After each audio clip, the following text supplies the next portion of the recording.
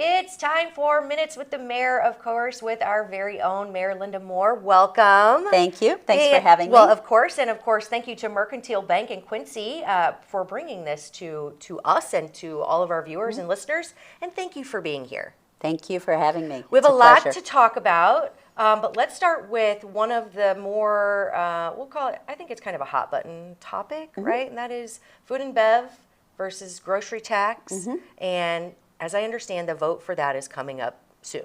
Yes. Okay. On August 25th, there will be an item on the agenda, on the regular agenda, to talk about maintaining the 1% grocery tax. Okay. As you know, the state of Illinois said several months ago they were going to sunset it on January 1st, 2026, but we're offering to communities to maintain that tax if they vote to keep it. Sure. Originally, I was opposed to the grocery tax. Yes. And my thought process was that putting food on your table is essential. Yes. For everybody. Going out to eat isn't essential. Yeah. You could choose to eat at home. It's more of a luxury. So I would have rather seen the food and beverage tax increase as opposed to having the grocery tax. Part of the challenge there, though, is that it's very difficult to identify exactly how much money a municipality is getting from the grocery tax. Sure. Because it's lumped in with a number of other things. The 1% drug tax, the 8% high tax for groceries and food at grocery stores and convenience stores. So it's very difficult, and even the retailers don't break it out all the way. We know that it's somewhere between $1 million and $1.6 million annually that we get from the grocery tax. Okay. So if we added 1% to the food and beverage tax and made food and beverage tax 2%, then it would kind of be a wash.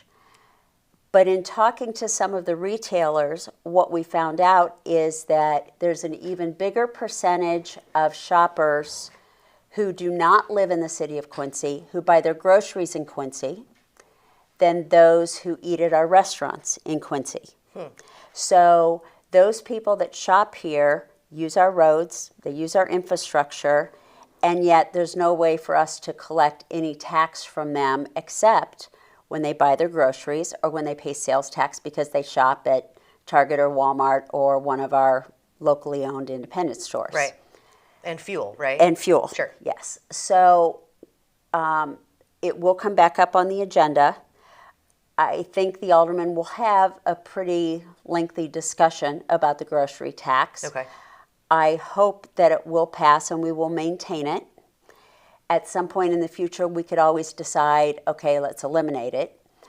But the thing of it is, if we were to eliminate the grocery tax now, and we had to make up that million, let's just say it's $1 million on the low end, with the property tax levy, our property tax would go up 18%. Right.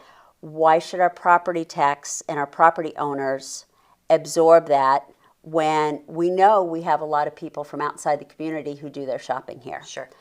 And it's not a new tax. People have been paying the 1% grocery tax forever and ever and ever. Right.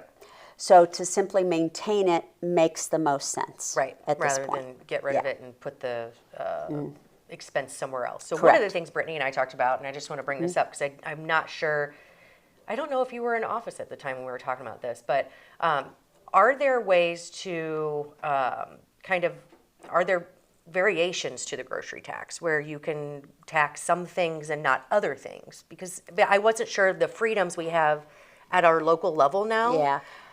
I don't believe so. Okay. I believe we have to maintain it in its current form. Okay. Okay. So, because I was wondering if there were, freedoms to, hey, we know that, the middle of the store is primarily crap food that may be considered luxury as well. Exactly. And then maybe you level out the healthier stuff by not applying the tax there. So maybe it gives an incentive, almost a double incentive to eat healthier, right? Well, just something I want to bring up. And I'm not sure all of the fresh fruits and produce, I'm not sure they're taxed. Okay. I'd have to look that up. Sure. Because I'm not sure everything you buy at a grocery store is even taxed. Right. Well, I think, speaking just, I don't want to speak for anyone from the food and bev tax, but it does make more sense, I think, to spread the wealth, if you will, right? With Absolutely. everybody who's Spread the using, love. yeah, spread the love yes. with everyone who's using Yes. all of our resources. I do think it's interesting that more people grocery shop here. I never would have come to that, but according to you, it came from the grocery stores themselves. So yeah, if that's the case, then it does make sense. It would be really cool to see what opportunities there are to tax certain things differently, because I would hate to see a grocery tax for someone who's buying diapers that are you know what I mean? And diapers are, I believe, at the 8%. Okay, yeah. At just a regular sales tax. Sure, yeah. So, yeah, lots of questions, Yeah. but very interesting conversation. So, I'll be excited to see what comes about with that and the conversations that take place with the aldermen. Speaking of taking place with the aldermen, there was a lot of conversation last night and in the weeks leading up to it about the nuisance abatement. Muddy River News did a great story where we actually reached out to the resident in question, who was the first recipient. I don't know what else to call it. It was, the first victim, I don't know what to call it, but who had to go through the court process because of a nuisance property. Right. Okay. So when we reached out to this fella, he basically said, in no uncertain terms, that it was BS. And a lot of feedback said, leave these people alone. To that, what would you say? Do you want to live next door to that? Right. This has been an ongoing problem for 20 years. With this particular property. With this particular property. Yes. This started with a neighbor complaint.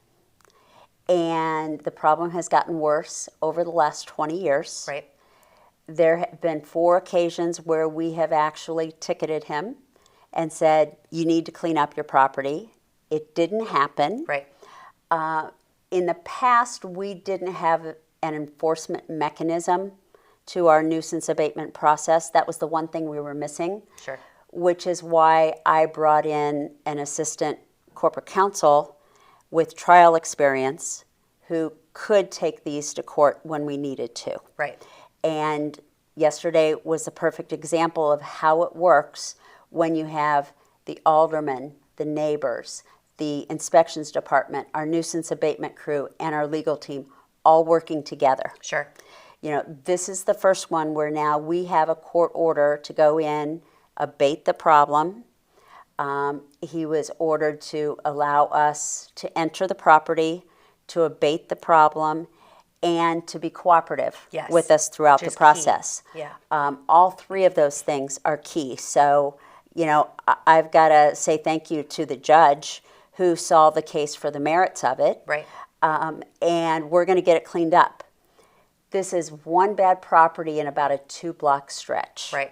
We clean up one property, the entire neighborhood is lifted up. Sure. So we feel very good about that. Yeah. We know we have probably 20 or 30 more junkyards in this community. And we're going to continue to go after them, one case at a time. We know we have some properties with tall grass and weeds. We're going to go after that. And it won't be fast because we have so many cases. Right. But I'm determined that in my 4 years as mayor, I'm going to get our community cleaned up and put pride back into our neighborhoods. Right. And I think that is important. I mean, a lot of people were asking, why bother these property owners? Well, for one, he did state that that was his business. Well, it's not zoned for that. I mean, it's right. So there are zoning issues, and everyone else is kind of, held under that same. That's right. We should all be held to the same standards. Right. Consistency is key. And yeah, if you were living next to that, I think that it does create issues that maybe he doesn't see, maybe the general public doesn't see because you're not having to deal with it every day. Right. But it's kind of like the people doing burnouts. It's like some people don't see it as a big deal. I don't want it across the street from me, and I definitely don't want it tearing up the streets that I complain about. Exactly. And I've heard complaints that, well, gosh, there's some city-owned property that aren't very well maintained. Right. And I agree. Yeah. They're right. We are addressing that internally. Right. We have to be the example. Absolutely. And so we have to set a higher standard. Some of those properties, unless you live on the block, you wouldn't see it. Sure. And you know, some people say, well, why go after Second and Sycamore? You know, why not make it a Broadway or a Main Street? I mean, we have a few properties on Main Street that we are going to go after. And this was everything aligned so that we could do this one as our first case. We will do more. You're probably going to see these on a regular basis, more and more and more. But we do have to do a lot of research, and we have to do a lot of homework on each case. Sure. Yeah. But no one is being singled out. No. And no one is excluded from this. So that's right. Exactly. Act, right? Exactly. Yeah. And if you have a problem neighbor, let us know. Yeah. Absolutely. You know, we'll put them on our list. We may not get to it tomorrow, but we will get to it. Yeah. Okay. And next up, Sports Commission update. Let's talk about it. Yes. Well, in the news today, you saw that Grediff is going out with an RFP for land. We simply want to know, where are there tracts of land where somebody might be interested in putting a sports complex? What would it cost? What would we have to do to get it ready to build? How much is it going to cost over time?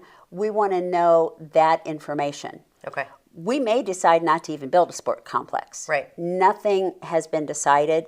We simply are exploring all options. Okay. You know, at the same time, we're looking at our existing facilities. How can we make better use of existing facilities? What do we need in this new complex? You're going to see an RFP for a design soon. And then you're also going to see some information about, here's how we might pay for it. Sure. There are some who assume that it's going to be a taxpayer burden. I'm not in favor of that. Okay. I don't think our taxpayers should foot the bill for this. At least our property tax should not foot the bill. We may decide that some of the hotel motel tax could pay for a bond issue, for example. We might decide food and beverage can pay for some of it, although there is a sunset clause, I think, in the food and beverage. Yes. So, you know, that would have to change. We might decide the grocery tax is a good thing to use. Right. We could decide, you know, that there's another source. Maybe there's grants. And I would anticipate we will find a number of grants to help us in this process. Okay. We'll also do an RFP for management at some point, because we need to have all of these factors, and we're going to look for the best combination if we decide to move forward. Absolutely. You know, we might have somebody who says, hey, here's the land, you can have it, it's free. That would be great, but maybe it's not the best location. Maybe we have to build parking lots. Maybe we have to take infrastructure there. Maybe the zoning isn't right. So all of the stars have to align. Sure. And we have to figure out what are the best components of this plan if we want to put it forward. Right. Well, I like the commission. I like the idea of not putting the cart before the horse. I think that's been done a lot in the past and kind of maybe damages some trust in some of these endeavors. Right. Overall, maybe because I'm a sports mom now, that I think this is a great thing for Quincy. We are centrally located. I think it would be great for our community. Butts in seats, heads in beds. So I like the exploring of different ways to fund it, but I do think that it is going to be a great thing for Quincy. So I like the fact that we're looking more into it. Yeah. And of course, I have a sports background. Yeah. So I'm all in favor of sports tourism, but I think we have to do it strategically and we have to be smart about it. Right. We're not going to compete with St. Louis and Chicago and Nashville. Right. Yeah. We're not. The original fellow that came with the bid that was so many millions, I was like, I don't know if that's necessary. But yeah. Again, one step at a time. I love it. Okay, let's talk about trees. I did listen to, I would butcher her name if I tried to say it, but she had a very good point that, you know, the tree commission, well, I'll let you tell us about it. So the tree commission has done a lot to make sure that our trees are in good working order, that we have a lot of trees, but she had a question of how do we know how many trees the community would be willing to help support in planting if we don't put it out there. Right. Is that in essence what she was saying? And I don't think we've done a good job of advertising that. We also don't have a tree strategy. Okay. And I think we need that. Yeah, it sounded really important, which I never would have thought about it. If you drive down any street, you see a lot of trees, many of which were planted 50 to 100 years ago. You see a lot of big oak and maple trees that are 6 feet around at the base. And now we have infrastructure problems because the roots have wrapped around our pipes, they've broken our sidewalks, they've cracked our streets. There's all kinds of issues. Right. So I asked the tree commission to just consider what the trees that we plant and where we plant them will be like in 50 to 100 years. Let's not have a problem that's going to be worse for our children and grandchildren. Right. So let's be more strategic and look at what should we plant where. For instance, if there are power lines overhead, we don't want a tree that's over maybe 20, 30 feet tall. If it's in a 6-foot right-of-way, maybe we want something that's more columnar in shape, as opposed to big and round in shade. Maybe we should consider tall flowering plants at some intersections. If you go through 18th and Chestnut, there's a corner house on the northeast corner that has sunflowers and these big, bushy, beautiful red flowers. And I thought, you know what, maybe there's some places where plants might be more appropriate than trees. Of course, you have to worry about who's going to take care of them and maintain them. The other thing is we don't have an arborist in the city. We don't have a forester in the city. We haven't had one for about 20 years. So this week I'm meeting with some arborists and foresters just to learn more about what do they do and what do they do 365 days a year. Is that a position that we need who could guide our crews into, here's how you shape this tree, here's when you prune it, here's when you don't prune it. Here are long-term implications for planting this tree. Yeah, so we're looking at that overall strategy, and the Tree Commission is actually compiling a book, almost like a policy or a strategy book. That we can then use to guide us moving forward. Perfect. Yeah, lots of benefits for having trees, but of course, like you mentioned, we want to know the implications. Okay, so real quick, I do want to quickly touch on the housekeeping items, but there's something that's really cool that I want to wrap this up with. So if you want to delve into it. It is illegal to blow your grass clippings into the street. Don't do it. I see it every day and I just cringe. It drives me nuts. If you are mowing your yard, blow the grass clippings into your grass, not onto the street. It's dangerous for our motorcycle riders, for our bike riders, even for some of our vehicles. So, plus it clogs our sewers and just causes problems down the line. So don't blow your grass in the street, it's your problem. Don't make it ours. And secondly, school's beginning. Slow down, please. In school speed zones, in neighborhoods, our drivers lately have become more and more discourteous. Everybody's in a hurry. Everybody's in a hurry. I get it. I am too. Me too, but follow the speed limit, obey the laws, stop at stop signs, watch your speed, especially in school speed zones. You know, the life you save could be one of your loved ones. So drive as if you have relatives and friends right there next to you. Or drive as if, oh my gosh, what would I do if I hurt a child or someone else? Exactly. It could always happen, so just be diligent. Watch your speed. Don't be distracted. No texting and driving, especially through school zones. Oh my gosh, Safety, safety, safety. Safety first. Okay, definitely housekeeping items. Love it. Let's end this conversation on a very, very sweet note that gives me goosebumps and tears to my eyes. So I'll let you take it from here. So last Thursday night, I found out that there were about 30, 35 children in the public schools who were going to start the year with a lunch debt, which meant that they were going to get peanut butter and jelly instead of a hot lunch. Well, if you're 6 or 8 or 10 or 12 and all your friends are eating a hot lunch and you get peanut butter and jelly. It's not necessarily the peanut butter and jelly. It's the optics of it. It's the optics. And kids are embarrassed by it. And I found out that the debt in some cases was 10 cents, 25 cents, 35 cents. And the next morning I was talking to one of my right hands, and he said, well, let's just see if we can't come up with a collection and pay off this debt. The total debt was like $1,700. So I said, okay, you know, let's ask our city employees, see who might want to contribute, and see what happens. Well, within about 3 hours, we had half the money raised. And at that point, he and I decided, okay, whatever we don't get, we're just going to split. At the end of the day, we're going to give a check to $157 to the public schools so these 30 kids can start the school off on the right note, have some hope in their eyes, and can focus on learning instead of worrying about the embarrassment of eating a peanut butter and jelly sandwich. I love it. Gosh, I love that. So that's the good stuff, guys. That is what it's all about. Our employees, our aldermen, everybody pitched in. And it was just really cool to see so many people step up and say, I want to help our children. Yeah. And I think that's reflective of our community. You know, there's nothing more important in Quincy than our children. Absolutely. Keeping them safe, keeping them in school, helping them learn, helping them grow, because they're our next generation of leaders. Right. So I'm very proud of our employees and very thankful to have such a great group to work with. Yes, I'm proud of you all. I think it's very, very, yeah, that's the good stuff. So thank you all. Kudos to you for noticing this and then resolving it. That's just, yeah, very small, very seemingly small thing that's going to have a huge effect on a lot of kids. So very, very cool. Thank you so much. Thank you. Let's end on that note, because I don't know how we can get better than that. Right. Thank you. Yeah. Have a great school year. Yes. Yes, absolutely. Have a great school year. Be careful.